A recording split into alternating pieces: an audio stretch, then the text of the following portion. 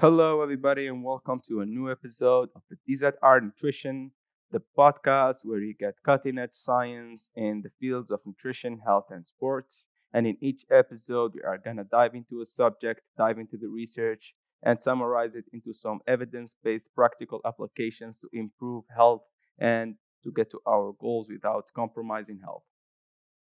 So, in today's episode, we are going to talk about nutrition for adolescent athletes, for young athletes.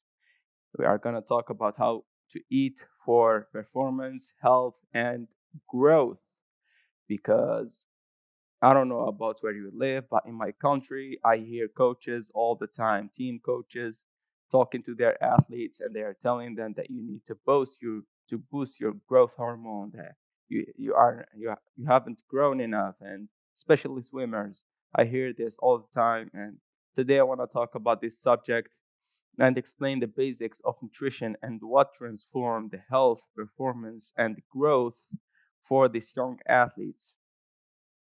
So, in order to do this, we are going to talk about some basics, and we are first going to talk about the importance of energy balance for the young athletes. What happens when we have over energy feeding or under energy feeding for these athletes, and how can we regulate it?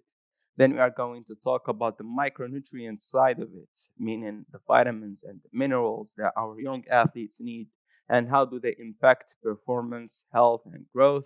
And we are also going to talk a little bit about sleep and hydration for these athletes. And at the end, we are going to put a small note on supplements for the young athletes. So, the first thing we are going to dive deep into is energy balance for the young athletes. Because, as you may have heard in the last episode, the energy is the first thing our body needs in order to perform all the physiological functions we need to stay alive. Things like synthesizing hormones, for our hearts to beat, for blood circulation, for kidney function, for liver function. All these processes need energy for our reproductive system in order to produce testosterone, and in the young athlete, it's going to promote puberty or estrogen and the sexual hormones in females. All these processes need adequate energy availability. And we also consume energy in doing all the other stuff. Either they are simple activities or taxing activities, from fidgeting your fingers to running a 10-mile intense run, or it can be even some long rides for the young athletes. So all these processes consume huge amounts of energy. And for the young athletes, their needs might be different from normal adults because they are in this proportional growth period where they have enough energy to, first of all, supply all their physiological functions that we talked about, and two, fuel all the physical activities they are doing, either exercise activity or non exercise activity. And also, we need the energy supply for growth function. So, especially for the young athletes, if they don't have enough energy to supply their physical activity and their physiological needs, and on top of that, their growth energy needs, this can impair growth. And as I have some references from the International Olympic Committee where they stated, after reviewing research, that lack of energy availability can impair growth. So this is something that is really important. If you're athletes, or if you are a young athlete and you have some growth concerns, or you have some performance and health concerns, the first thing you should consider is, am I eating enough energy? Because if you're not eating enough energy, well, you can have impaired growth. You can have some loss of muscles also, because lack of energy and low energy availability in young athletes, it is known in the research to decrease muscle protein synthesis, meaning it decreases the rate at which you are building muscle. And when this happens, we have more muscle protein degradation than muscle protein synthesis. So we have the risk of losing our muscles and our fat-free mass. So this is also a big concern if we are not eating energy. So you will not recover, you will not adapt for your training that you're doing, especially if you are doing some damaging, intense exercise, either aerobic exercise or endurance exercise or resistance training exercise. And the degradation can be enhanced with cortisol from the calorie deficiency and the stress of exercise and many other stressors. If they combine, these all factors that increase the catabolic function in the body, meaning we are not recovering. And you can think of it as reverse of the contrary of recovery. So that's another thing to bear in mind, that adds to the importance of adequate energy for athletes, especially young athletes. Another thing that can happen if we are not eating enough calories to supply all the needs that we talked about is immune suppression. This is something that was documented in the literature also. It, there is a big sensitivity of immunity to energy availability also, as we have seen in some research where there was an increased upper respiratory infection rates in athletes who had low energy availability, meaning they weren't eating enough to supply all these processes. These are just few of the effects that accompany not eating enough energy, especially if severe deficiency of energy and for a long time it gets worse and worse. And this is just few of the effects, as I said, as there are a myriad of other effects, hormonal adaptations, adaptive thermogenesis, and all these, especially for the young athletes. And also another effect I forgot to talk about is bone health.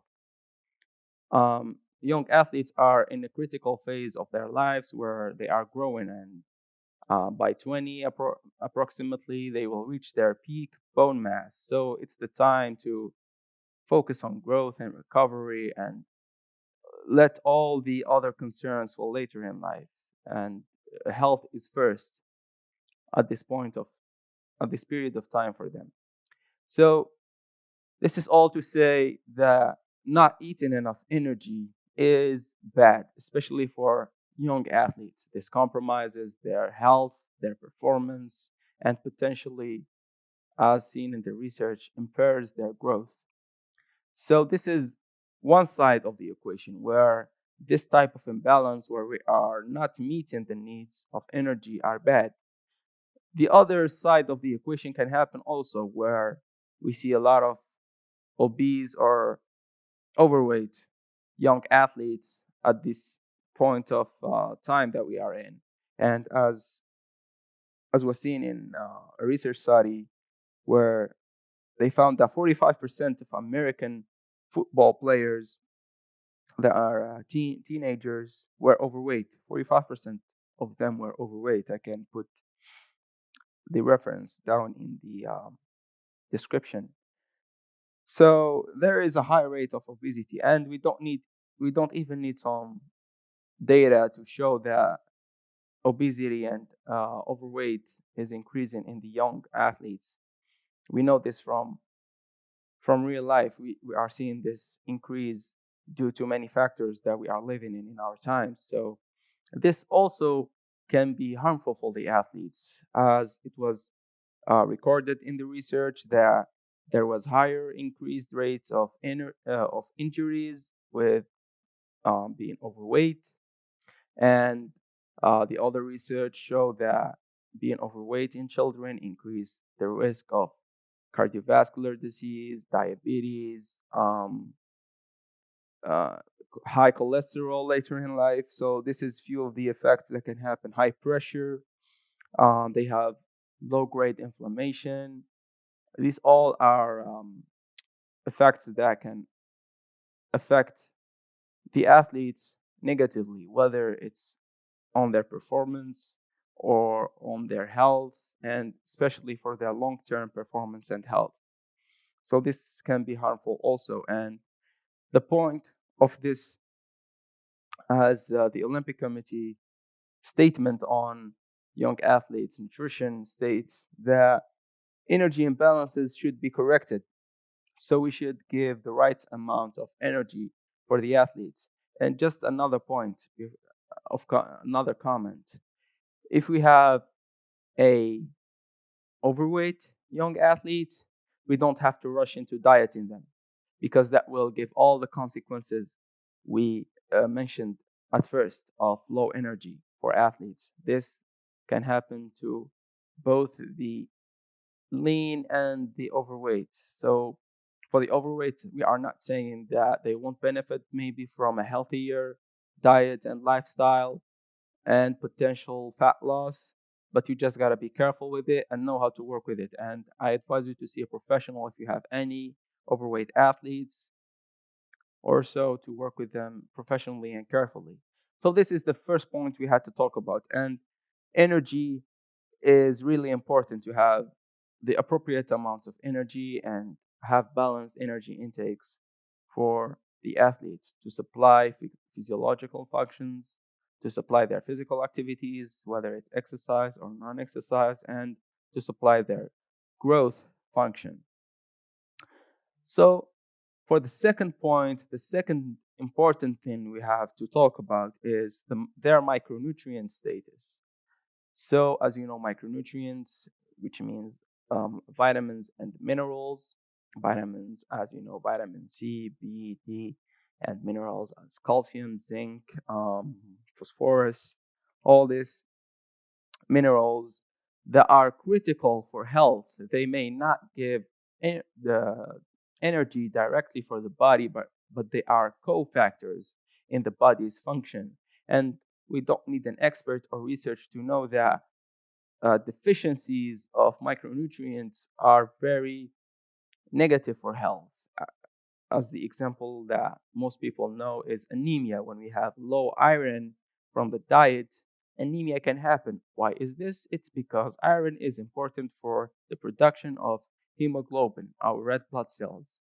Same goes for most of and all of the micronutrients.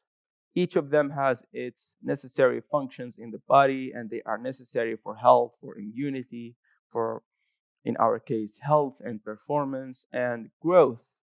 So, for the young athletes, one of the first things we want to talk about is iron. As I told you, we all know anemia from iron deficiency. Uh, Red blood cells are what transport oxygen to the working muscles of the athletes. Iron is also needed for almost every cell in the body. This was reported in some research that, in fact, maybe all cells need iron in the body. It is involved in many other processes. So, how do we get enough iron? Just have a good quality nutrition. When we have a good quality nutrition that is balanced and there is enough variety in it, we don't have to worry about any micronutrients, including iron. How do we do this? As we will see later, always good quality, healthy nutrition. Not bullshit, not any other fad diets, just focusing on real food, healthy food, nutrition, balanced, and a lot of variety in there. So this is one of the most important ones. And in the case of growth for young athletes, I have some references here that it was documented in people, in young athletes with growth hormone deficiencies and retarded growth. They had low iron status. So this is to tell you that it is important. We don't know the direct effect. There are some theories of iron's effect on growth, but they are just theories. They are not confirmed yet. We are not sure how iron affects growth yet, but it was reported that um, growth growth hormone deficiency was associated in some research with low iron status. So this is something to think about. Another thing is calcium. Another mineral is calcium. And as you know, as calcium is famous for, is for its important for bones. And as we have said, the young athletes are in a phase of their life where they have to grow and they have to peak their bone mass and density before they reach their peak at about 20 years old or so. So it's important to have enough calcium in the diet. And contrary to what people think, calcium is not only needed for bones.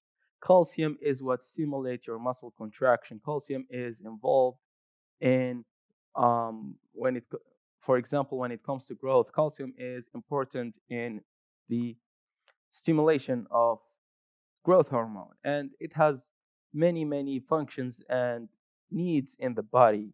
One of them is bones. One important one of them is bone health and bone formation. So, point is get enough calcium. Calcium deficiency is associated with not good stuff, not good stuff, especially for bones. It is associated with poor bone health that can persist later in life. And poor bone health also increases the rates of injuries. And as I said, not what we want. So, how do we get enough calcium?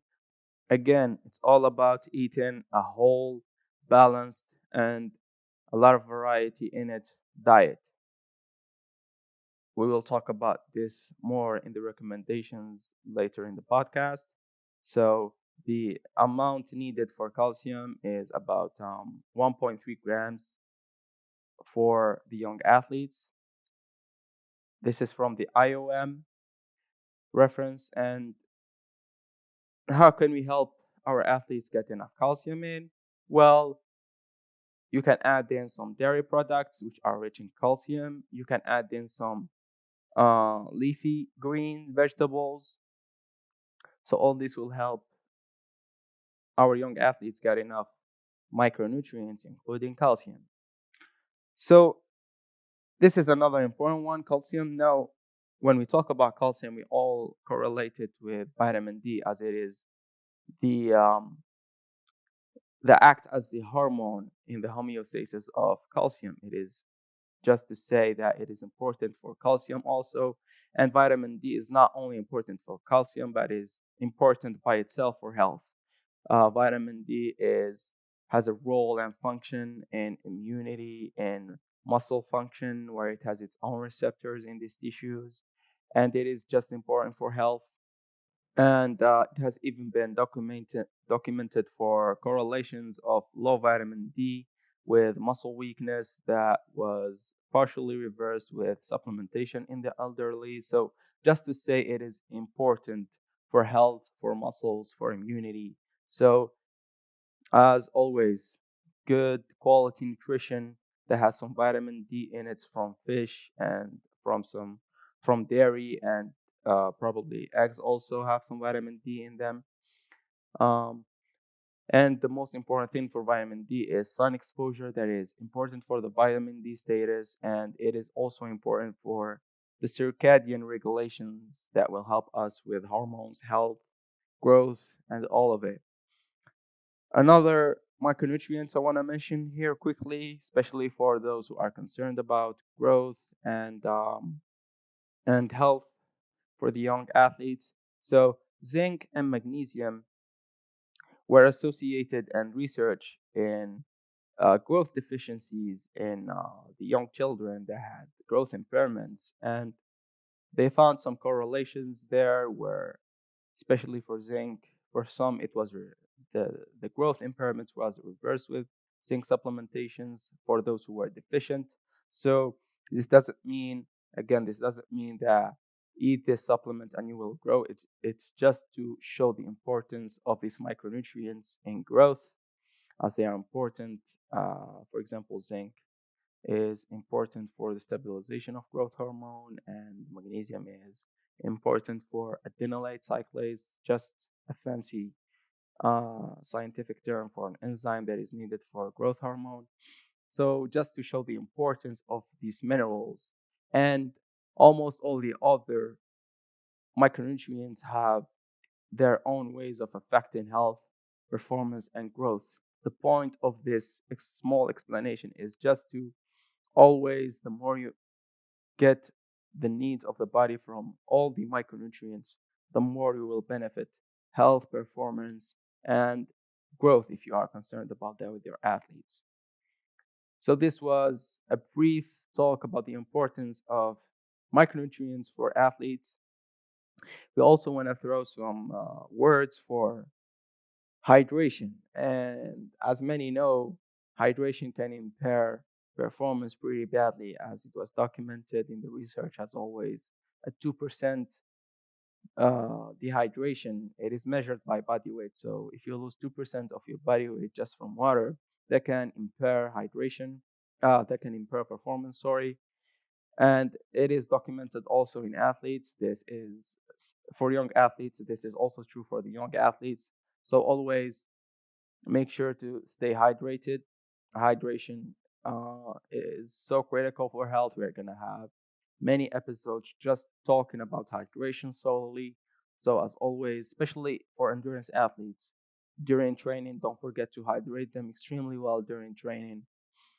For athletes, young athletes who are engaging in some long exercise activities, make sure to give them some carbohydrates also, as the adolescents rely more on exogenous carbohydrates, meaning they rely more on the carbohydrates that we get from the food while training. So this is something to bear in mind, especially for the coaches out there. Make sure to give them enough hydration and enough carbohydrates intra training. And don't forget sleep also. Sleep will also get his own episodes over and over again. Sleep is so underrated to a point that is really harmful, in my opinion. Sleep is important for hormone regulation, for the circadian regulation, is important for everything that you can think of in the body, and the data out there is fascinating about sleep. So always make sure that your athletes have good sleep habits and they are sleeping well. And if your athletes are not sleeping well, just before you think about what is going wrong with their training or nutrition, just fix the sleep. If sleep is wrong, anything can happen with the athletes, so don't be surprised. Anyways, so I won't take any longer. These were just a couple of the main factors that influence the health of the young athletes, their performance, and their long-term health and performance, and their growth status. If that's a concern for some athletes, as I've explained, there are many coaches that are saying my athletes are growth impaired and everything, and I want to boost my growth hormone and everything. So uh, I told you the basics right here. Just in brief, if you want to go deeper, you can follow my podcast, or you can just follow my content on social media. I will go deeper into these subjects over and over again. And there is no secret. The secret is that there is no secrets. You have to understand the basics of the body and just apply them. There is no fancy, quick solution supplements that are gonna um, transform you or your athletes. It is all about the basics. Unless you want to go illegal and dope your athletes, there is no other secret way around it, right? So this is it for this episode. In the next episode, we are going to talk about more fascinating questions and topics. If you like the episode, leave me a comment whether you liked it or not. What do you think about this episode? What do you want us to talk about? And if you like it, and if you know anyone who can benefit from this, don't forget to share. And see you in the next one. Peace.